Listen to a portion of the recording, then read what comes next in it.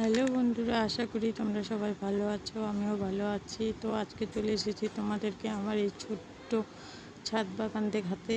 তো এখানে দেখো, আমি তোমাদের কিছু গাছ দেখাবো। তো তার মধ্যে এটা হলো গন্ধরাজ ফুলের গাছ, যার মধ্যে এটা হলো আমার গন্ধরাজ ফুলের গাছ। অনেক কুড়ি এসেছিলো, কিন্তু কুড়িগুলো কেন জানি নষ্ট হয়ে গেছে।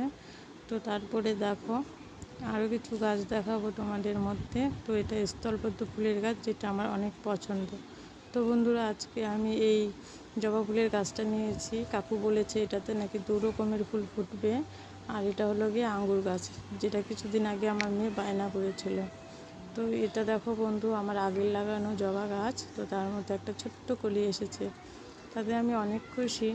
আর জানোই বন্ধুরা, যারা গাছ লাগাতে ভালোবাসে, গাছে ফুল ফুটলে কতটা সুন্দর দেখা যায়। তো দেখো বন্ধুরা, আমার এই ছোট্ট বাগান তোমাদের কেমন লাগলো। আশা